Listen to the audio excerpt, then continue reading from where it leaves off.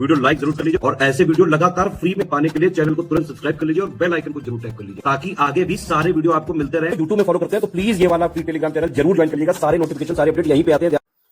नमस्कार दोस्तों, आप सभी का स्वागत है स्टडी फॉर एग्जाम्स में। दोस्तों, topic wise current affair series को आगे बढ़ाते हम लोग कुछ और महत्वपूर्ण करंट अफेयर को कवर करते हैं।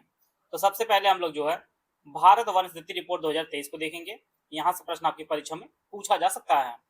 इसे जो है 2024 में जारी किया गया था। पर्यावरण वन जलवायु परिवर्तन मंत्री भूपेंद्र यादव ने इसे जारी किया था और यह जो है इसका 18वां संस्करण जारी किया गया था 2023 का। और यह जो प्रत्येक 2 वर्ष में एक बार जारी की जाती है। वर्ष 1987 में जो है पहली बार जारी की गई थी। देश में कुल वन और वृक्षावरण जो है वह 8,27,357 वर्ग किलोमीटर है और यह जो है डेटा याद रखिए 25.17% है पूरे भूभाग का।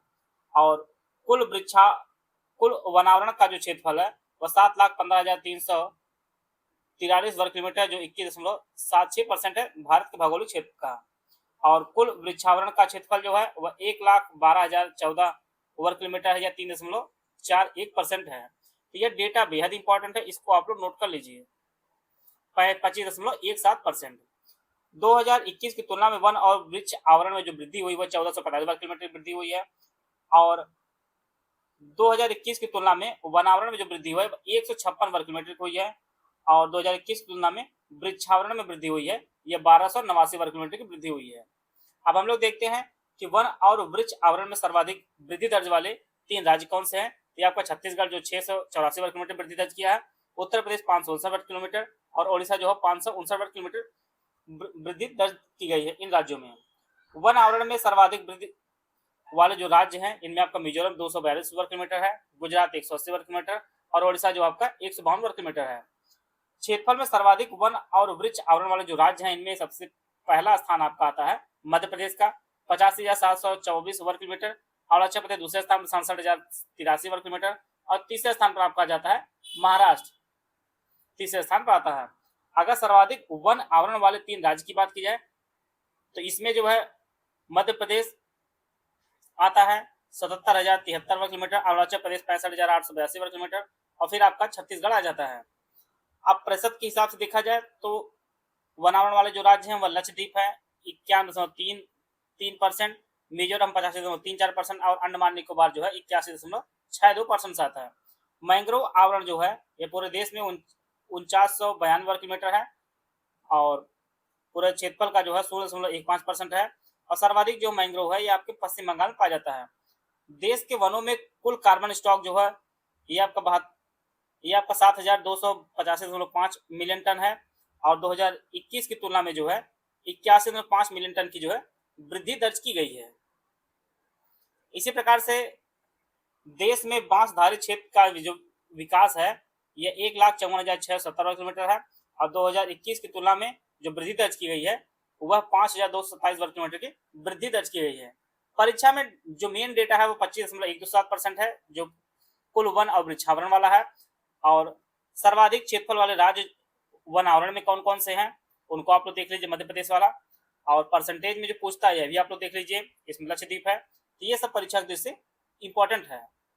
आइए अगला टॉपिक जहां से प्रश्न आपके पेपर में बनना ही बनना है यह आपका नोबेल पुरस्कार विजेता 2025 से है। यहाँ से प्रश्न आना ही आना है पेपर में। भौतिकी में भी 3 लोगों को दिया गया, इसलिए थोड़ा कठिन होता है। इनके देश को भी आप लोग जानते हैं जो यूपीपीसी वगैरह तैयारी कर रहे हैं। जॉन क्लार्क नाम है, यूनाइटेड किंगडम के हैं। मिशेल एच डेवरिट ये फ्रांस के हैं और जॉन एम मार्टिनेस ये जो आपके यूएसए के हैं। यह दिया गया है इलेक्ट्रॉनिक सर्किट में जो है माइक्रोस्कोपिक क्वांटम मैकेनिकल टनलिंग और ऊर्जा क्वांटलाइजेशन की खोज करने के लिए दिया गया भौतिकी क्षेत्र में। यह 3 लोगों को दिया गया है। साहित्य में देखिए जो सिंगल है वह ज्यादा इंपॉर्टेंट है। इनका नाम जो है लाजलो क्रासजन हारेकाई, ये आपके हंगरी हैं। उनकी दूरदर्शी साहित्यिक रचनाओं के लिए जो है सर्वनाश के आतंक के बीच कला की शक्ति को पुनर्स्थापित करती हैं। तो साहित्य का मोस्ट इंपॉर्टेंट है जो सिंगल वाला है, इसको आप लोग विशेष ध्यान दीजिएगा। बाकी कई में तो ट्रिपल है। रसायन क्षेत्र में जो है सुसुमु कितागावा को दिया गया है, जापान के हैं। रिचर्ड रॉबसन आपके यूनाइटेड किंगडम के हैं और उमद यागी जो है आपके जॉर्डन के हैं। 3 लोगों को संयुक्त रूप से दिया गया है। मेटल ऑर्गेनिक फ्रेमवर्क का विकास और गैस भंडारण के कैटालिसिस और सतत विकास में उपयोगी के संदर्भ में जो है यह पुरस्कार दिया गया है रासायनिक क्षेत्र में। अगला जो पुरस्कार है यह चिकित्सा क्षेत्र में, इसमें भी 3 लोगों को दिया गया है, मैरी ई ब्रुंको, फ्रेड रैम्सडेल और सिमोन साकागुची। मैरी ई ब्रुंको यूएसए के हैं और फ्रेड रैम्सडेल भी यूएसए के हैं और सिमोन साकागुची आपके जापान के हैं। रेगुलेटरी टी सेल्स की खोज के लिए जो है चिकित्सा क्षेत्र में दिया गया है नोबेल 3 लोगों को। बात करते हैं शांति का, शांति काफी चर्चित रहा था। मारिया कोरिना मचाडो को दिया गया है, आपके वेनेजुएला के हैं और इन्होंने जो है अपना जो शांति का नोबेल है यह अमेरिका के राष्ट्रपति डोनाल्ड ट्रंप को दे दिया था, लेकिन उसे माना नहीं जाएगा। नोबेल जो समिति है उन्होंने कहा ऐसा हम नहीं मानेंगे। तो जो शांति का नोबेल दिया गया है वह मारिना कोरिना मचाडो को दिया गया आपके वेनेजुएला के। ये देश आपको जरूर याद करिए क्योंकि परीक्षा में देश बेहद इंपॉर्टेंट आपका है। अरसास में 3 लोगों को दिया गया है, जोएल मोके जो नीदरलैंड के हैं, फिलिप अधियन ये फ्रांस के हैं और पीटर हॉबिट जो आपके कनाडा के हैं। इनोवेशन से होने वाले आर्थिक विकास पर इन्होंने रिसर्च किया, उसके लिए जो है अरसास का पुरस्कार दिया गया। आप लोग जानते हैं कि नोबेल प्राइज कुल जो है 6 क्षेत्रों में दिया जाता है और विशेष रूप से आप लोग जो है साहित्य और शांति का नोट कर लीजिए। साहित्य और शांति का बराबर पूछता रहता है। उनके देश को भी हंगरी देश यहाँ पर और वेनेजुएला के जो आपके मारिया कोरिना मचाडो हैं इनको भी आप लोग नोट कर लीजिएगा। अगला जो टॉपिक है यहाँ से प्रश्न बार बार पूछता है, स्वच्छ सर्वेक्षण 2024-25। राष्ट्रपति द्रौपदी मुर्मू ने जो है नई दिल्ली में विज्ञान भवन में आयोजित 2024-25 पुरस्कार का वितरण किया। इन्होंने टोटल जो है 43 राष्ट्रीय पुरस्कारों को प्रदान किया है और इसका जो आयोजन है वह आवासन और शहरी कार्य मंत्रालय महुआ द्वारा जो है आयोजित किया गया था।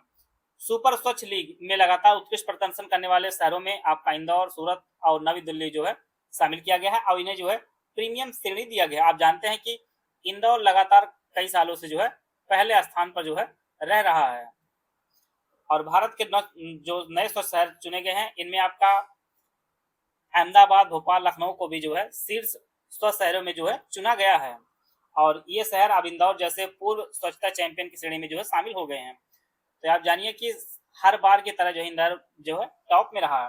प्रयागराज को जो है सर्वश्रेष्ठ गंगा शहर के रूप में नामित किया गया है, यह भी फैक्ट आप लोग नोट कर लीजिएगा यूपी ट्रिपल-एससी की परीक्षाओं के लिए। सिकंदराबाद छावनी सर्वश्रेष्ठ छावनी बोर्ड घोषित किया गया है। ग्रेटर विशाखापट्टनम नगर निगम, जबलपुर और गोरखपुर को जो है सफाई मित्र सुरक्षित शहर के रूप में जो है मान्यता दी गई है। इसी प्रकार से राष्ट्रपति जी ने 3R को जो है विशेष आंदोलन की बात की है और 3R का मतलब रिड्यूस, रीयूज और रिसाइकल पर जो है कम उपयोग करें, पुनः उपयोग करें और पुनर्चक्रण करें, इस पर विशेष ध्यान दिया है। तो स्वच्छता सर्वेक्षण में जो है इंदौर, सूरत और नवी मुंबई की जो है प्रीमियम श्रेणी में रखा है और प्रयागराज को सर्वश्रेष्ठ गंगा शहर चुना गया है। सिकंदराबाद छावनी जो है सर्वश्रेष्ठ छावनी बोर्ड चुना गया है। आइए अगला टॉपिक हम लोग देखते हैं, गणतंत्र 77वां गणतंत्र दिवस समारोह 2026। इसमें जो मुख्य अतिथि रहे हैं वह एंटोनियो कोस्टा यूरोपीय परिषद के अध्यक्ष रहे हैं और उर्सुला वॉन डेर येलेन जो है ये यूरोपीय आयोग की अध्यक्ष रही हैं। इस गणतंत्र दिवस के मुख्य विषय स्वतंत्रता का मंत्र, वंदे मातरम और समृद्धि का मंत्र, आत्मनिर्भर भारत रहा इस बार जिसका विषय रखा गया है और झांकियों में राष्ट्रीय गीत वंदे मातरम के 150 वर्ष और उन क्षेत्रों में बढ़ती आत्मनिर्भरता के साथ देश की संस्कृति विविधता को जो है दर्शाया गया है। अब बात करते हैं सर्वश्रेष्ठ झांकी की। तो सर्वश्रेष्ठ झांकी जो है महाराष्ट्र की झांकी को दिया गया है जो जजों का पैनल उसके माध्यम से, और सर्वश्रेष्ठ झांकी जो मंत्रालयों में चूज की गई है यह संस्कृति मंत्रालय को दी गई है और तीनों सेनाओं में सर्वश्रेष्ठ मार्चिंग दल चुना गया है असम रेजिमेंट को और सीएपीएफ अन्य सहायक बलों में सर्वश्रेष्ठ मार्चिंग दल चुना गया आपका सीआरपीएफ को। शीर्ष 3 झांकियों में जो पॉपुलर चॉइस में जो है जो माई गवर्नमेंट वोटिंग के तहत चुना गया है उनमें गुजरात को चुना गया है पहला स्थान पर। स्वदेशी का मंत्र, आत्मनिर्भरता, स्वतंत्रता और वंदे मातरम इसकी थीम रही है। उत्तर प्रदेश की थीम बेहद इंपॉर्टेंट है, दूसरे स्थान पर रहा, इसको नोट कर लीजिए। बुंदेलखंड संस्कृत को जो है दूसरे स्थान, यह उत्तर प्रदेश की थीम रही है, दूसरे स्थान पर रहा। और तीसरे स्थान पर जो है रेगिस्तान का सुनहरा स्पर्श, बीकानेर गोल्ड आर्ट उस्ता कला जो इसकी थीम रही है और राजस्थान तीसरे स्थान पर रहा। माई गवर्नमेंट वोटिंग के तहत जो है गुजरात पहले स्थान पर रहा और जजों की पैनल में जो है महाराष्ट्र को पहले स्थान पर चुना गया था। इसके सभी फैक्ट हम लोग कवर कर लिए हैं। आइए हम लोग अगला देखते हैं टॉपिक। अगला जो टॉपिक है यह भी काफी ASC RO कंप्यूटर असिस्टेंट का हमारा बैच शुरू किया गया है, दोनों भाषाओं में आपको बैच उपलब्ध होगा। पहला जो ग्रुप है full paid group with doubt clearance की फीस 3500 रुपए। इसमें सब कुछ आपको नए सिलेबस के अनुसार दिया जाएगा। 22 टेस्ट सीरीज दिया जाएगा, 10 फुल लेंथ टेस्ट होगा, इसमें 200 प्रश्न होंगे, 12 सेक्शन वाइज टेस्ट होंगे, इसमें 50 प्रश्न होंगे। इस ग्रुप में जुड़ने के बाद आपको कहीं से कुछ भी लेने की जरूरत नहीं है, आपको कंप्लीट 200 की जो है 200 नंबर की तैयारी कराई जाएगी। सब्जेक्ट वाइज नोट्स वगैरह सब कुछ आपको दिया जाएगा। दूसरा जो ग्रुप है फुल पेड ग्रुप, इसमें डाउट क्लियरेंस नहीं दिया जाएगा, इसकी फीस 2500 रुपए है। इसमें 35 वाला ग्रुप जो सुविधाएं मिलेंगे सब मिलेगा, लेकिन डाउट क्लियरेंस नहीं मिलेगा। तीसरा जो ग्रुप है ओनली स्टडी ग्रुप, इसमें इसकी फीस 1500 रुपए है। इस ग्रुप में स्टडी मटेरियल आपको दिया जाएगा, ना टेस्ट सीरीज मिलेगा, ना कुछ, ना ही आपको डाउट क्लियरेंस मिलेगा। अगला जो ग्रुप ओनली टेस्ट सीरीज का ग्रुप, इसकी फीस 600 रुपए है। इसमें 22 टेस्ट होंगे, 10 फुल लेंथ टेस्ट होंगे जिसमें 200 प्रश्न होंगे, और 12 सेक्शन वाइज टेस्ट होंगे जिसमें आपके 50 एमसीक्यू दिए जाएंगे। ओनली पेड क्विज का जो ग्रुप है 600 रुपए है। इसमें मोस्ट एक्सपेक्टेड प्रश्नों की प्रैक्टिस कराई जाएगी। अगर आपने 3500 2500 ग्रुप लिया है तो इसको आपको लेने की जरूरत नहीं है। ये हमारे 3 दिए गए नंबर 8564880530, 7523864455, 9696066089, ये 3 दिए गए नंबर, इस पे कॉल या व्हाट्सएप करके जानकारी प्राप्त कर सकते हैं और हमारे इस बैच से जुड़कर जो अपनी तैयारी को बेहतर कर सकते हैं। जलवायु परिवर्तन पर संयुक्त राष्ट्र फ्रेमवर्क कन्वेंशन यूएनएफसीसीसी, कॉप का अर्थ जो है कॉन्फ्रेंस ऑफ पार्टी पक्षकारों का सम्मेलन है, जो यूएनएफसीसीसी के अंतर्गत जो है जलवायु परिवर्तन पर चर्चा और निर्णय लेने के वार्षिक रूप से जो है आयोजित किया जाता है। अब हम लोग इसको करंट के मुद्दे से जोड़ते हैं। कॉप 29 जो आयोजित किया 2024 में बाकू अजरबैजान में, कॉप 30 2025 में बेलम ब्राजील में किया गया, और कॉप 31 जो है 2026 में आयोजित किया जाएगा। यह सम्मेलन अंताल्या तुर्की जो में इसका आयोजन किया जाएगा। 9 से लेकर 20 नवंबर 2026 तक इसका आयोजन किया जाएगा। और 2027 में कॉप 32 जो आयोजित किया जाएगा वह अदिस अबाबा इथियोपिया में आयोजित किया जाएगा। देखिए ये 3 बेहद इंपॉर्टेंट है। कॉप 30 बेलेम ब्राजील में, कॉप 31 26 में होगा अंताल्या तुर्की में, और कॉप 32 जो है यह अदिस अबाबा में आयोजित किया जाएगा। कुछ अन्य जो सम्मेलन हुए हैं जहां परीक्षा प्रश्न पूछता है उसको भी हम लोग देख लेते हैं। सबसे पहले कॉप क्योटो प्रोटोकॉल को हम लोग देख लेते हैं। यह 1997 में हुआ था। कॉप 3 से कहा जाता है यह ऐतिहासिक समझौता है जिसमें विकसित देशों के लिए जो है कानूनी रूप से बाध्यकारी उत्सर्जन कटौती निर्धारित किया गया था। कोपहेगन समझौता 2009 में हुआ था। कॉप 15 से कहा जाता है। कोपहेगन समझौता में विकसित देशों ने जलवायु परिवर्तन से जो है निपटने में विकासशील देशों की मदद के लिए 2020 तक जो वार्षिक रूप से $100 बिलियन जलवायु वित्त प्रदान करने का जो है संकल्प लिया था। और सबसे जो इंपॉर्टेंट है, यहाँ से अक्सर प्रश्न पूछता रहता है, पेरिस समझौता 2015 में हुआ था।